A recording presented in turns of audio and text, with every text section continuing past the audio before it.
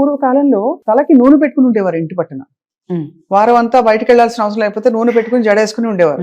స్కూల్కి వెళ్ళేటప్పుడు కూడా నూనె పెట్టి 2 వేళ్ళు మడిచి కట్టి పంపించేవారు. ఇప్పుడు అసలు నూనె పెట్టుకోవడమే రాంగ్ అని డెర్మటాలజిస్ట్ అంటున్నారు. మీ రీసెర్చ్ లో లేదు, మీరు మీ ఒరిజినల్ ఎక్స్పీరియన్స్ లో తెలుసుకున్నవి ఏంటి?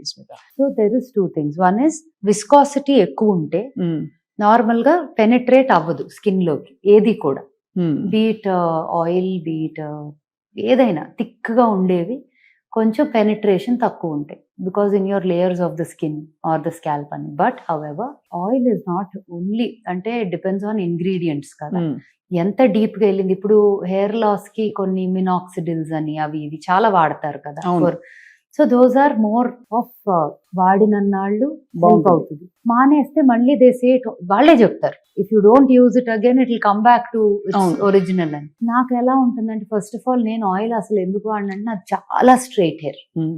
నేను ఇంకా ఆయిల్ రాశాను అంటే నాకు రబ్బర్ బ్యాండ్ ఇప్పుడే ఉండదు. నేను కర్ల్స్ పర్మ్స్ రకరకాలు చేసి నాదేదో నిలబెట్టుకుంటా, లేకపోతే అందరూ ఇష్టపడేలాగా ఉంటది కానీ నాకు బోర్ కొట్టేస్తుంది కదా. When grass is always greener on the other side లాగా.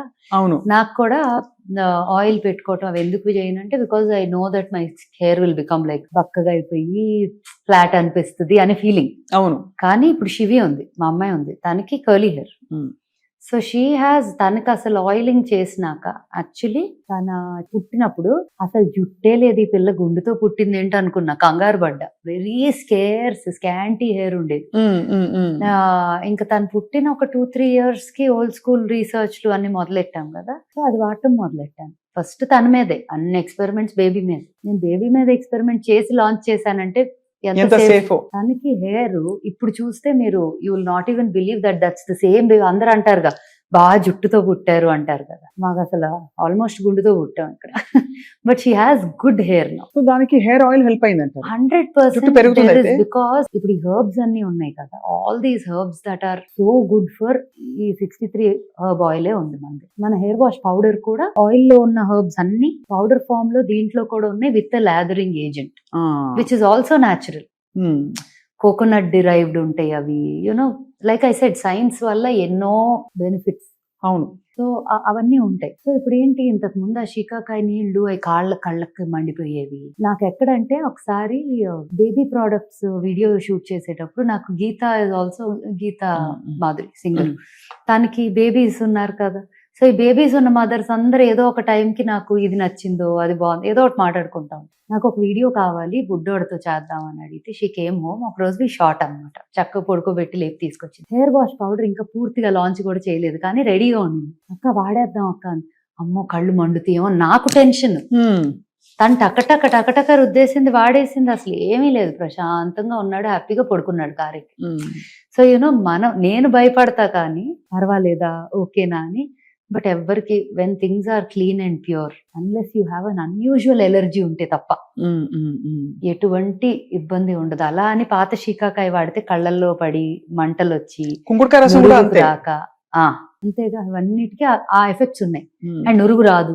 కళ్ళు అసలు కుంకుడుకాయ స్నానం చేసి వచ్చాక కళ్ళు ఎర్రగా ఉండేవి చాలా. అండ్ అదిను ఏంటి, అది వాష్ చేశాక అంతా ఇంకా అతుక్కొని ఉంటుంది తల్లోనే సగం. So all of those problems అన్ని లేకుండా న్యాచురల్ గా నాకైతే నా కూతురు అయితే ఈ హెయిర్ వాష్ పౌడర్ లేకపోతే మధ్యరాత్రి అయినా స్టోర్ ఓపెన్ చేయించి తెప్పిస్తుంది తప్ప షాంపూతో తల స్నానం చేయదు. అంటే నిజంగానే యాక్చువల్లీ తనకంత చిన్న వయసులో ఆ సబ్జెక్ట్ మీద like she's like no I want this only. And తనకి ఒకవేళ ఇది నచ్చలేదా పోనీ అలా అని ఏమి వాడదా అంటే ఏదో బ్రాండ్ చూసి అమ్మ అదేదో అంట అని చెప్పి ఏదో పర్ఫ్యూమ్ అడుగుతుంది.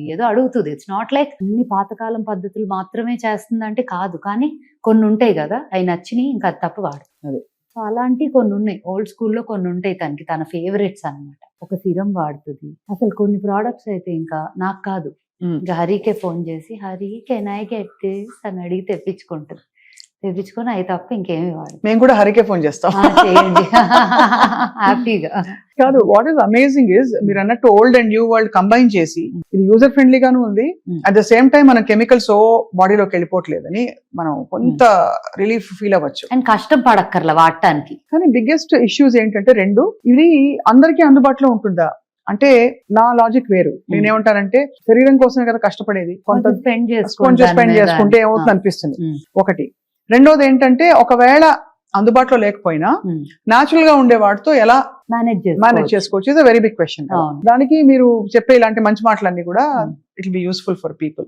సో అందుబాటులో ఉందా అంటే we're a luxury brand only, we're not mass market product కాదు ఫర్ షూర్.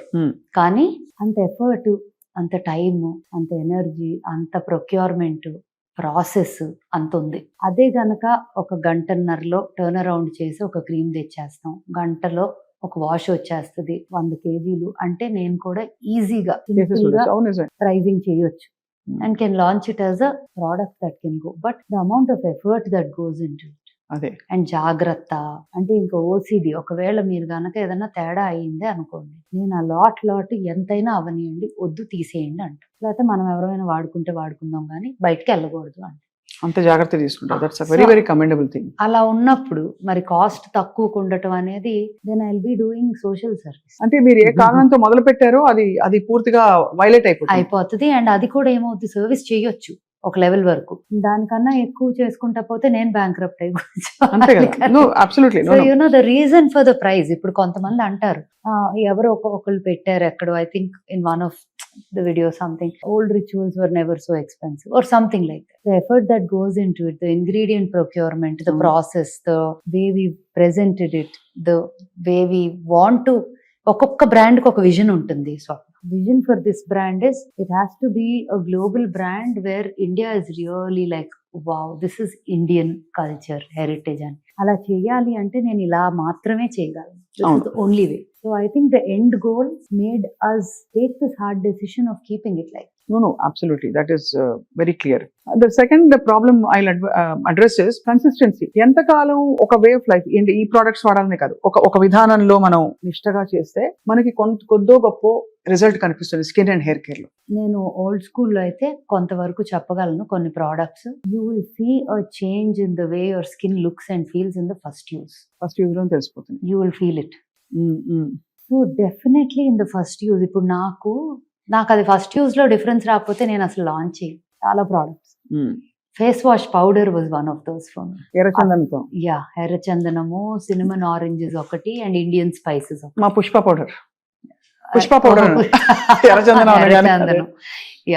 సో అదేంటంటే ఆ రోజు ల్యాబ్ లో కూర్చొని ఒక్కసారి ఇది ఇవ్వండి, ఒక్కసారి ఇది ఇవ్వండి, ఇది ఇవ్వండి అని చెప్పి tried and mixed everything. I said balance the essential oils, ingredients, all of that, grinded them, powdered them. నా అంతటి నేను అక్కడ ట్రై చేసి ఇది నాకు చాలా నచ్చింది, ఇది కావాలి, ఇంత క్వాంటిటీ చేసి ఇదే శాంపిల్ పంపాలి. సో దాన్ని 10 మంది వాడాము.